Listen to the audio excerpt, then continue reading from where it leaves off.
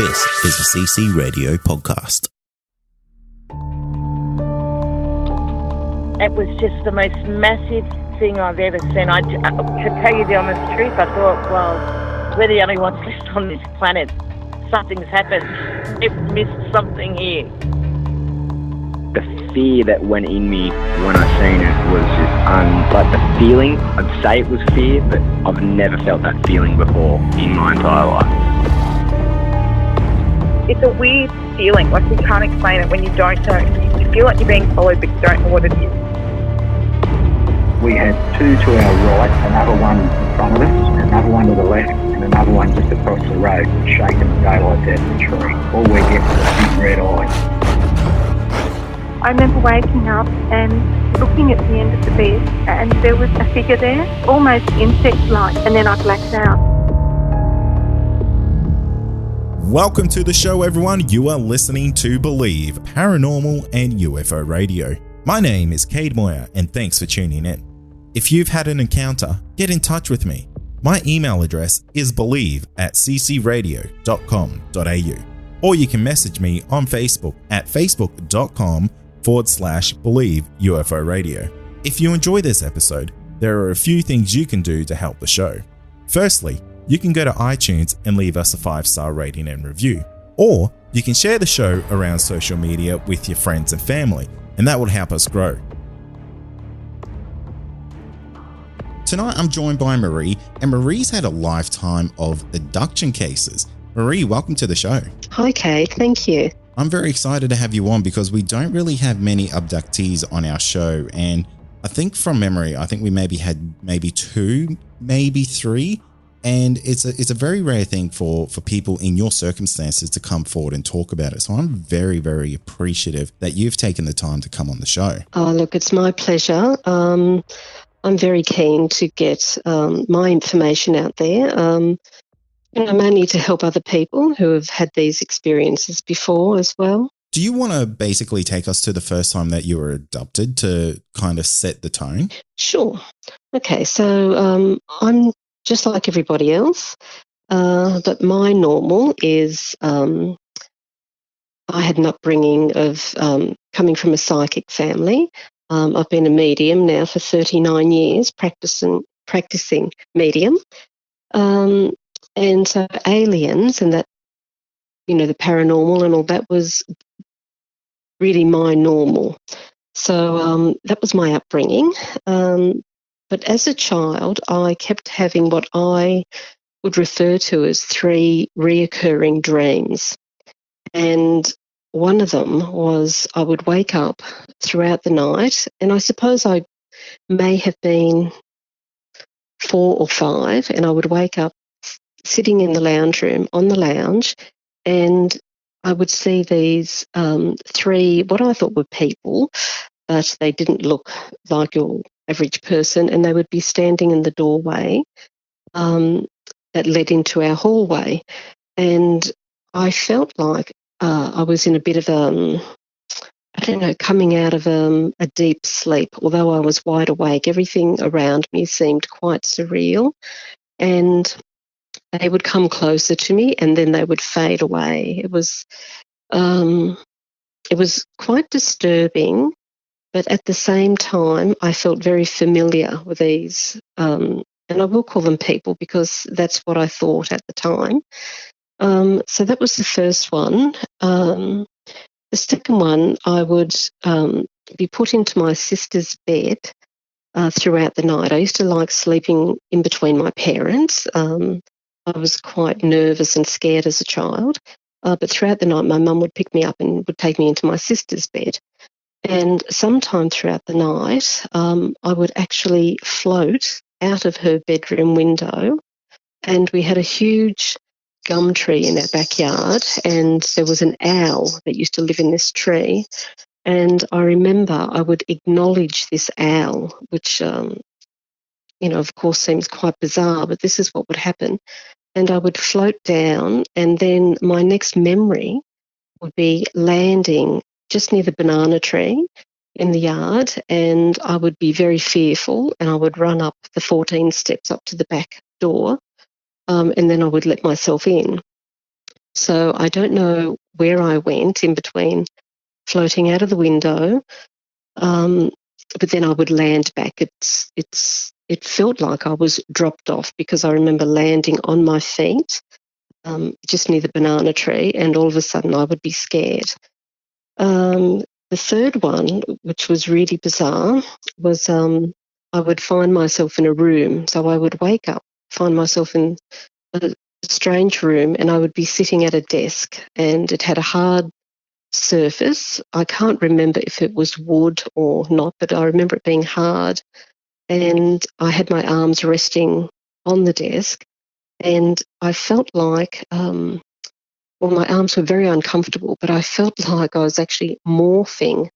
As a young child, that's not the words or the thoughts I had about it, but in hindsight, that's what I think was happening to me. And it was just the most, bizarre, I don't know, type of feeling. My arms felt very thin and, I don't know, just not my arms. I felt like they didn't belong to me. So these three reoccur, and I would have them over and over and over, I think until I was about 8 years old, and then they just seemed to stop.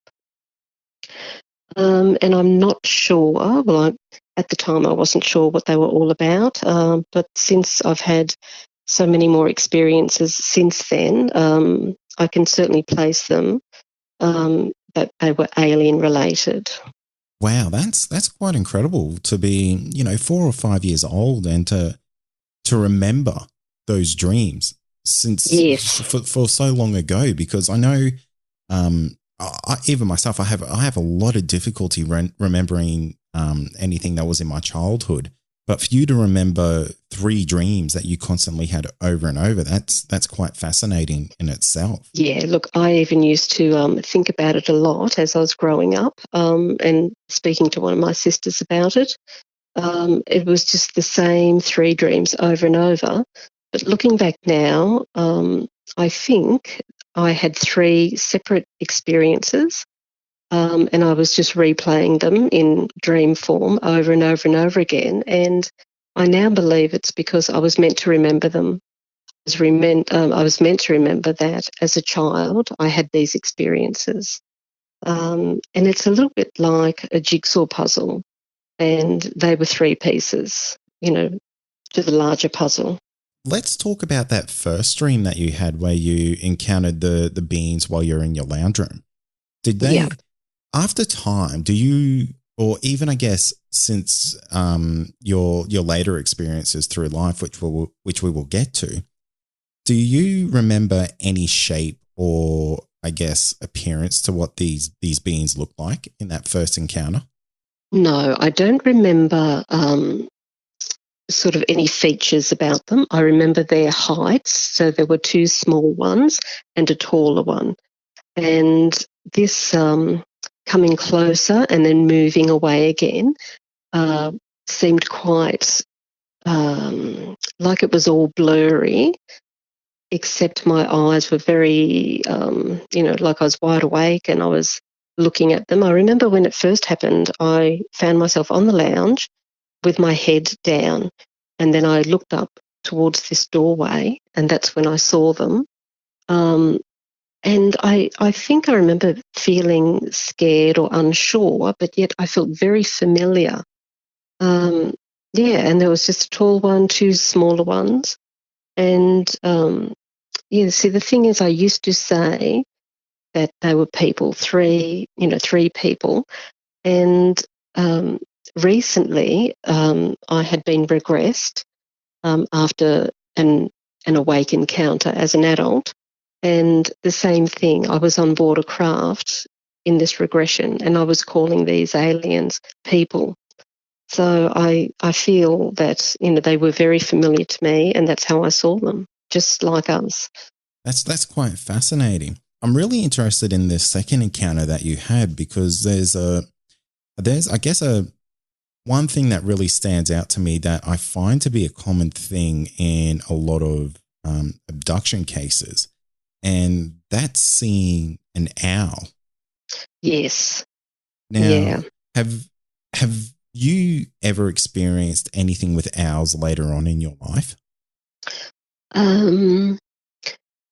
My sister and I, now this particular sister has also had her own encounters throughout her life, and we were away up at the mid-north coast, and we're on holidays, and we heard a noise outside the apartment we were staying in, and my sister was in one room, I was in the other, and she was looking out the window to see if she could see anything, and I was looking out my window to see if I could see anything.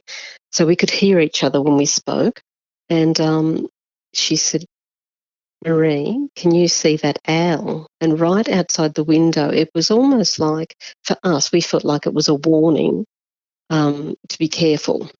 So she's also a medium, so we always do look for signs. And so there were a group of young boys in the park that was just below the unit we were staying in. And I don't know if they were trying to break in, but this owl really caught our attention. But I would say really that's the only time. I have done quite a bit of research on encounters with aliens, and owls often, show up. Yeah, it seems to be a way that the mind kind of, I guess, explains what the person is seeing. And it's really not uncommon that a lot of people, I guess, experience owls in these types of encounters. So that's quite interesting. And you said that encounter was also, you had a terrified feeling throughout that one. Yes, when I felt that I was placed back, and I landed on the ground again, I all of a sudden felt terrified. I felt like I was alone, like it was, the middle of the night, like floating out of the window. That didn't seem to be a problem for me. Acknowledging the owl in the gum tree, not a problem. Floating down, and also what I forgot to mention in that particular encounter, my mother would be hanging clothes on the washing line at night. And that always struck me as quite odd, that I would see her, and then the next memory I had would be landing on the ground, and my mum would no longer be there, and I would feel quite frightened, and I would have to run back up these stairs to the back door. Have you ever spoken, or did you ever get the chance to speak to your mother about that type of encounter? No, I didn't. And that's another quite a common thing with people who have had encounters. You'll have these encounters, but yet you either don't speak to them, or you share an experience with someone and you've had an encounter together, and you may mention it once or twice, but then you don't seem to talk about it in depth. It's very odd, but I was listening to a podcast last night, and the gentleman on there was talking about someone he knew who, I think he's written a book called Alien Apathy, and it seems to be a common theme. And I don't know why that is. I do have my own thoughts on it. I do believe that we're either programmed not to talk about it, or there's some sort of, after an encounter, there's something that they do to you that if you do start speaking about it, you just don't seem to go sort of in depth with it. It's just, it is bizarre, but it seems to be quite common. Do you think it might be an individual's subconscious just trying to, I guess, hide what happened there? Because it might have been quite a terrifying experience for that individual, and maybe it's just their subconscious trying to protect them. Maybe, yeah. I just find it's just quite odd, because it is quite, like a common theme throughout, people who have been abducted. It covers a lot of different encounters as well, because I even get it with people who've had your run-of-the-mill UFO encounters. They kind of just close up about it, and they don't really want to talk about it anymore, which is fascinating, because this happens to generally the people who have had a group experience as well. Yes. Yeah, look, it is quite odd. I remember my sister and I would, as adults, we would be talking about our encounters, but um, in a very general sense, we would, talk about what we thought was a dream the night before, or we might say to each other, oh, I had an alien dream last night, or I was taken last night, but it never seemed to go anywhere, this conversation. But it's only recently that I started to question that. Like after my awake encounter in 2016, I really started to ask myself, well, why? Why didn't those conversations ever go anywhere? It might be we would be talking about it and then we're distracted somehow, something on TV or someone else walks into the room, and then that's it. We don't talk about it again.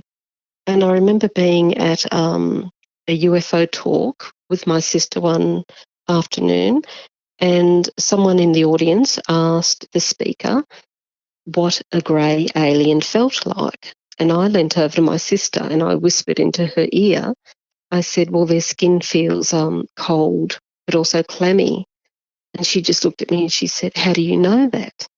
And I just said, I know. But that was it. That was the end of the conversation. She didn't ask, but how do you know? And I didn't really think about it again after that. Well, lucky for you, I'm going to ask you plenty of questions about that later. Oh, good. So let's talk about this last encounter that this last reoccurring dream that you had, and that's you sitting in this strange room, and you felt like you were morphing. So yes, you felt like your body was actually changing. Well, at the time, I just remember sitting at some sort of desk and my arms resting upon the top of the desk, and they felt like they were really bony and they felt very uncomfortable. And I was quite irritated by that feeling, and I didn't like it. But looking back now, that's when I would say I feel like I was morphing, because I remember looking down as a child throughout this encounter and looking at my arms, and they looked long, thin, and very bony. But again, it was just, one of the, recurring dreams, and I just thought I just have to keep remembering it. And that's what I remember about it. It was just, I don't remember anything after that. It was just more about the feeling and how uncomfortable I felt. It's really, really fascinating, because it makes me wonder if they were doing maybe physical experiments on you, or if they were doing maybe psychological experiments on you to see how you would react to, I guess, if your body was actually changing. Yes, yeah. Well, it could have been anything like that, but, really I have no idea, but that's all I have to work with these, 3 dreams, and it's just a piece of the puzzle, I think. Absolutely. And you mentioned something about awake encounters. So are you able to explain the difference between the awake encounters and the encounters that you had as a child? Because did you ever find that overlapped? Sorry, how do you mean overlap? So were you ever having encounters while you're awake, but then also having these reoccurring dream encounters? As a child or as an adult? As either, because I know you had them quite young. And when did when did the awake encounters start happening? Oh, okay. Well, in 2016, it was on a Wednesday night. It was the 9th of November, and I was in bed with my husband, sound asleep. We lived in a townhouse at the time.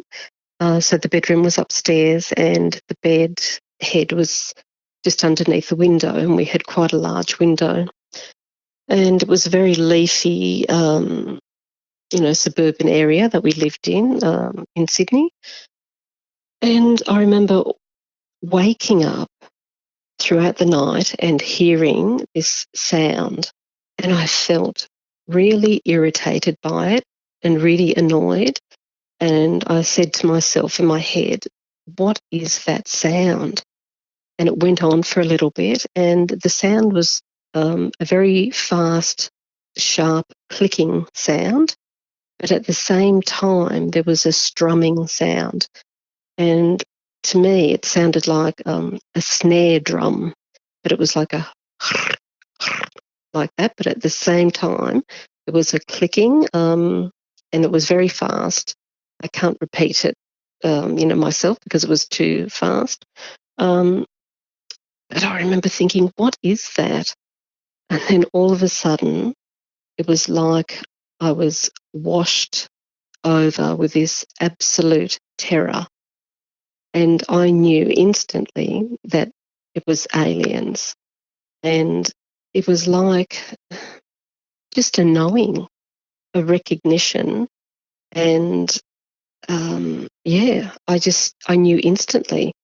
And the moment I had that realization, I felt absolutely paralyzed. I couldn't move. I could move my eyes. And I thought, oh my gosh, it was like my mind was flooded with memories. And I knew 100% that I had always been taken, because as a child having these recurring dreams, I always had a knowing, but no confirmation. But this was absolute confirmation. And I just thought, oh my God, these are real. And the clicking noise continued. And I then was actually, I thought, oh my God, they're taking me somewhere. But they were actually bringing me back. I had already gone. They were sliding me under my bed covers very slowly, very gently. And then I hear a voice in my head say, "You'll be fine once you're under the covers." And Oh, wow. at first I thought I was saying that to myself. And all this is happening in like split seconds. And I'm thinking, oh my God, what's going on? And why? Why am I saying that to myself? And then I realised that this voice would just come. And when I was slid under the covers came right up under my eyes, just up on my cheekbone. And they had me on my right-hand side, and the clicking continued. But this terror, I can't describe to you. I've never felt anything like it in my life. It was absolute terror. That sounds genuinely terrifying. Yeah. And so when that happened, they put me under the covers. You'll be fine once you're under the cover. The noise stopped. And I thought, oh my God, thank God they're gone. Now, the next bit is really weird, because I hear a voice again in my head say, whatever you do, don't turn around. And then I find myself, without having any idea of how I got there, I was kneeling on my pillow, holding on to the bed head, and I was looking outside my window. And on the other side of the window, so not inside the window, but on the outside of the window, I see this golden glowing, it was like a diamond shape, but I would have to say it was like a geometric diamond because it had all these lines through it. But I knew that this was the face of an alien. Why I was seeing it as a diamond, I have no idea. I don't know if that's what they call screen memory, that I've actually done that to protect myself, or there are some thoughts that aliens actually put up that screen memory so you're not so shocked. But I was transfixed to this thing, and my eyes could not move. I was just looking at it. And I don't know if it was, saying anything to me, or I just could not get my eyes off it. And then the next thing, I'm laying in bed again. So again, all this is all in split seconds, and just trying to, really get a hold of myself at this point and trying not to lose it. But I did think they had gone again. And the thoughts were going in my mind, what had happened to me. And then the next minute, at the top of my head, so the crown of my head, I feel like this pressure that I feel and I see at the same time. Now, this is where it's very surreal and very confusing, but I see a long, thin hand at the top of my head. So in real life, in what we would say in our reality, there's no way I can actually see that, but it's almost like it was in my mind's eye. I could see this hand. If you spread your hand out and then you put all your fingers together, it was drawing something out of the crown of my head, but I could actually feel it. And at this point, I was no longer paralysed, and I swung around and I started swearing. And in that split second, I thought to myself, oh, well, thank God I was able to speak, because my husband will hear me, or my husband will remember what I've said. So that went through my mind. But as I swung around and swore, because I actually thought they were taking me again, that's what it felt like. This pressure was pulling at me. A female voice in clear English said to me, but again in my head, well, they actually whispered, and they whispered secrets. But it was quite blood curdling, because it was secrets like this. And it was like, oh, like right now, my blood's just gone cold. It was just frightening.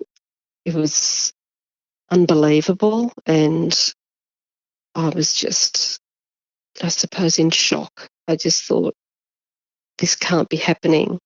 But yet there I was, wide awake. So that was that. I lay there for the rest of the night. I could not sleep, but it got to the point where I was too scared to reach over to grab my husband, because it was like something out of a horror movie. And in horror movies, you think you go to grab the person next to you and then they turn out to be the monster. That's what I was thinking to myself. I was so terrified. So I just lay there trying to work out what is real and what isn't real anymore. It just threw me into such a spin. Wow, Maree, that is, I'm so sorry you had to go through an encounter like that. That sounds absolutely terrifying. And the whole time you're telling me that, I was physically feeling shaken myself by it. Yeah. Yeah, but you know what? The next day, I said to my husband before he went to work, I actually said to him, I had a dream, because I was too scared to say, this has happened to me. I mean, how do you tell someone that? It's just out of our reality. And I was feeling so shaken, and I just started crying, and I said, I had a really bad dream, and he's tapping me on the back saying, oh, it's okay, you'll be fine. And off he went to work. And I sat there replaying the whole thing. I could not get that clicking sound and that strumming sound out of my head. It just was going over and over and over. But I just kept replaying that whole thing all day. But one thing that struck me, I couldn't work out why I was terrified. Because I'd had the upbringing, I was a medium, so the paranormal and all that was my normal. My mother was a big alien believer. We would often talk about things like that. And that struck me why I was terrified, because I used to think if ever I came face to face with an alien, I wouldn't be scared, because I knew, or I had, what I say is that knowing that I had been taken. And I can't even describe that, what that is. But I just knew. And even though those recurring dreams I had, I was a child, so I used to question it, but I just knew I would have them over and over and over again. But even as an adult, I would have lots of these so-called dreams, and lots of different experiences like that. But this was something totally different. So what happened then? I was working part-time. I was working for a doctor at the time, and I wasn't working the next day. So I phoned a UFO group in Sydney, and the woman, who answered? No, someone said the woman would get back to me. So, okay, that's fine. But I started researching instantly, and I just got online and I typed in what aliens make the clicking and strumming noise. And I ended up on a forum, and it was this UFO researcher over in the States. And she actually got back to me, and she said, look, I run a UFO support group. And she said, the clicking noise is a mantis. And I thought, oh, my gosh, because when I saw this diamond on the other side of the window, for some reason, this glowing gold shape that I saw, I thought was a head. And when I woke up the next morning, I think I slept for 1 hour just before my husband left for work. And I kept seeing this mantis, but it was like a praying mantis, not like an alien. I just kept seeing this little praying mantis. And I don't even think it was an hour I slept, but it was just a short time, and I saw this praying mantis. And as soon as this woman from the States got back to me and said, look, that's what makes this clicking noise, they call it the mantis being. So I just started researching that then. So that was on the Thursday. On the Friday, I had to go into work, and I was only working part-time, so I was there for a few hours.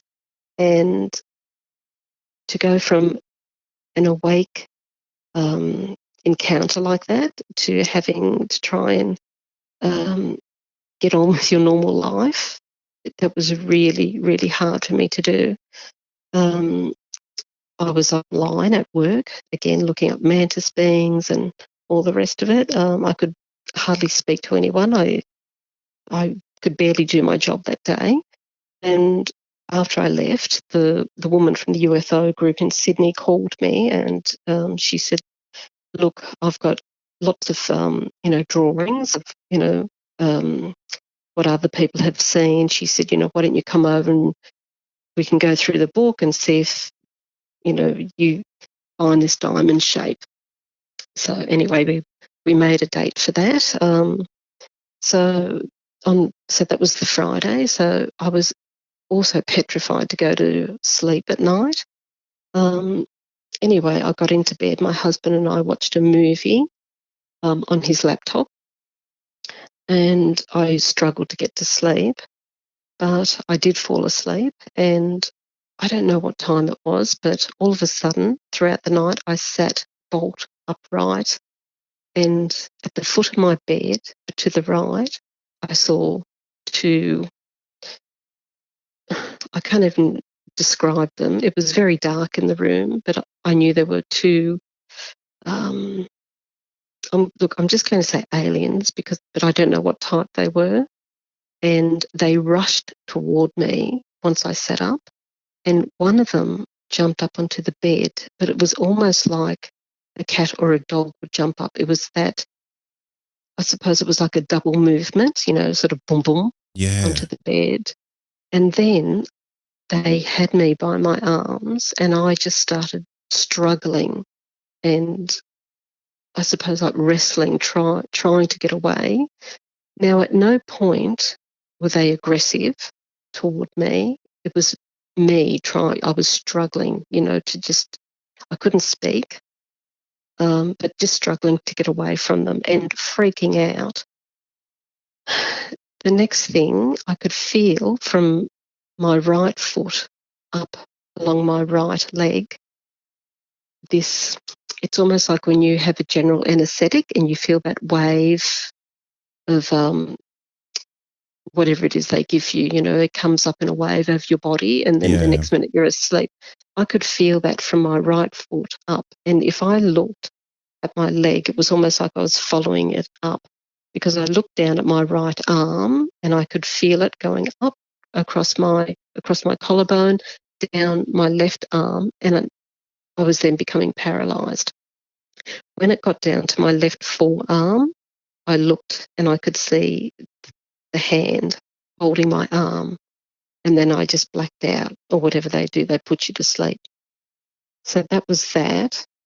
My next memory is my cat scratching at the door, trying to get out. And it was raining really heavy outside. And I couldn't quite work out if he was outside the window trying to get in or if he was at the door trying to get out.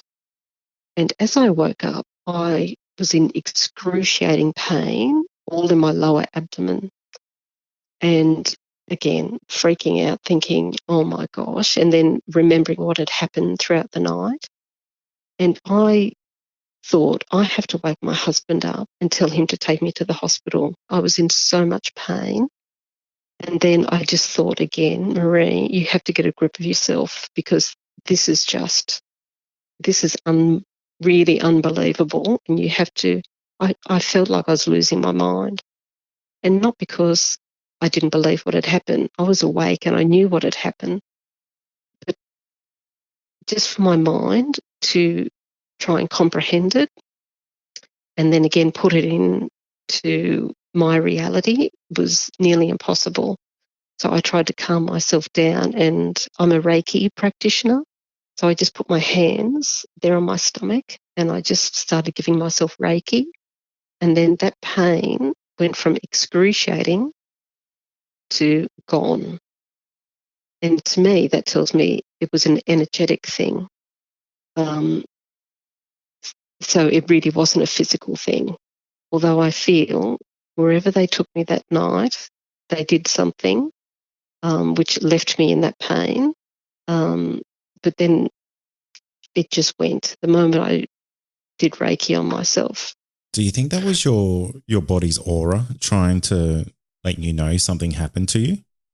Look, maybe, because the moment I woke up, I remembered what had happened and I felt the pain at the same time. And then trying to deal with that pain and think, oh no, what am I going to tell my husband? What am I going to do? And what do I say when I get to the hospital? Because I was convinced that I would have to go. So yeah, maybe. That's incredibly intense there, Maree. Did you ever open up to your husband about these events at all? Yes. Yeah. And look, for a while, he's still very supportive, but it is out of our world. It's just so, you think to yourself, these things happen, in movies. This could be something out of, some sort of, I don't know, horror story. But these things actually happen. And that's one reason I really wanted to speak out after this first happened to me in 2016, because I was so concerned that I knew that I'd been taken as a child. I knew aliens existed. But I was concerned for those who are skeptics, those who may have not remembered they had been taken, and then for people like that to have an awake encounter, I thought that would send them insane. And I thought, I have to get myself to a support group to sort my head out, to try and get my head around it. So therefore, maybe I can help other people. But the sad thing is, you know what? I couldn't find any support groups. I was shocked. I thought the UFO community were really letting people down. They were all into, getting, sightings and, oh yeah, you've been abducted. Let's talk about that at the next UFO meeting.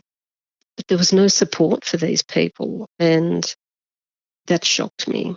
It really doesn't surprise me, Maree, because it's one of these things where, I mean, I could hear it in your story. You felt like you couldn't tell anyone because you thought people might think you were crazy.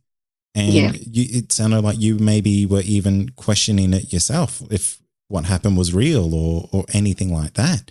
And I guess for a group of people to, form a support group, that's a really big leap of faith in not only yourself, but also complete strangers about this absolutely terrifying experience that I guess every individual in this circumstance would have had. Yeah. Look, I never doubted what what happened to me, but I did try, and what I struggled with was trying to fit that then into my everyday life. I thought, how do I cope now? How do I carry on? Because as a medium and being a very spiritual person, I was brought up with the belief that I had guides, and these guides were always there to look after me. Whenever I did readings, they were there. And I started to question everything. I thought, well, if we're being taken randomly like this, obviously there's no one to protect us. People talk about God, and I thought, well, like everything, I questioned everything, and that can actually send you a little bit crazy. Do you still question that now? On and off, with all the research I've done since this happened, and I have had 29 other experiences since then. And so I've had a lot of research to do, and I've had a lot of questions to ask myself, but I still come back to, I don't know. I just don't know. I would like to think there is a God, but I don't know. Like some days I think to myself, well, yes, there is a God, and aliens are just part of God's world as we are. And, there's many different universes out there, and, so many different life forms. And I do believe we are coming to the awakening, because I believe that I was allowed to be awake during that encounter. That first encounter, that awake encounter. I don't think that was, just by chance that I happened to wake up, because I've been taken all my life, so they haven't allowed me to be awake. They've allowed me to recall it in the recurring dreams and other dreams I've had, but they've never allowed me to be awake before. And I did contact someone again the next day after that first encounter, and this lady also ran a UFO group, not a support group, and she said to me, Maree, I can't tell you how many mediums have called me in the last 6 months telling me they've had awake encounters. So she was also under the idea that there is an awakening, and that we were allowed to be awake. And whether that is to, I don't know, spread the word or prepare ourselves, I don't know what's coming, or I don't know what the agenda is, but it seems to be happening all over the world. Do you think there's a reason that they took you, Maree? I do believe that it certainly runs in my family. As I said, my mother was a big believer in aliens. Both my parents had seen where a craft had landed down the south coast of New South Wales. I can't really remember what year that was. I myself have seen lots of UFOs throughout my life. But I do believe that my family is part of the breeding program, and I've had my own experience with that, something I don't really like to talk about. But I do believe there is that agenda, and that is the breeding program. But I also believe, and again, this is through my research that I've done, that all humans have been, we've had our DNA changed, and I do believe we are part alien. But again, I don't know for certain. This is just something that, at the moment, this is what I believe. Oh, and that's fair enough. I mean, it really falls into the narrative of the whole missing link in the human DNA sequence. Yes. So it's, there's no right or wrong in this. It's quite fascinating, and every avenue really needs to be taken as a potential option, which is fascinating in this whole scheme of things. Yeah. Before I let you go tonight, though, Maree, I do have to ask, how did you touch a grey alien? Oh, well, that, when at the time when I described to my sister what their skin felt like, I had no idea. I just knew, and I feel I knew through recall. But after my awake encounter, I was regressed by a forensic hypnotherapist. He used to work for the police force, and he used to regress people, victims of crime, so they could remember, the more, I suppose, finer details because they had gone through trauma. And I was lucky enough to be regressed by him. Not a lot came out for me because at the time I was still very, very scared. I think it was up to 8 months after my encounters, I barely slept. I was very, very frightened. But in that regression, there were two things that rang true for me. One was this grey alien that had me by the hand, and again, his skin felt exactly how I described it a few years prior to my sister. And we were walking through this craft, on board a craft, and he said to me, again through telepathy, he said, "We have to hurry, we're very busy tonight." And it was like, oh, great, okay. I saw a mantis being on board. I had a long needle put into my right ear that night. And what he regressed me on was that first awake encounter. Because the other one was too traumatic, he wouldn't regress me on that one, where I woke up the next morning in such pain. And a few things that I've had confirmation with is that night on board the craft, I was put into this almost blue fluid-like suit. It was like a suction suit that when they put it on me, it just sucked, sort of very tightly along my body. But it was like fluid, very hard to describe. It felt like velvet, very soft and cool, but it reminded me of water. And I've had confirmation from another abductee that they also have experienced that type of fluid. Some people call it energy light, but it's often blue. So that was that. But I just knew what the grey alien's skin felt like. But, obviously because I'd had experiences as a child, and some, that I haven't been allowed to remember. Well, Maree, I want to thank you for coming on the show and sharing those encounters. They are absolutely terrifying and amazing in their own way. Well, thank you. I just hope that I've been able to help someone that has also had, similar experiences, and it does help to speak out.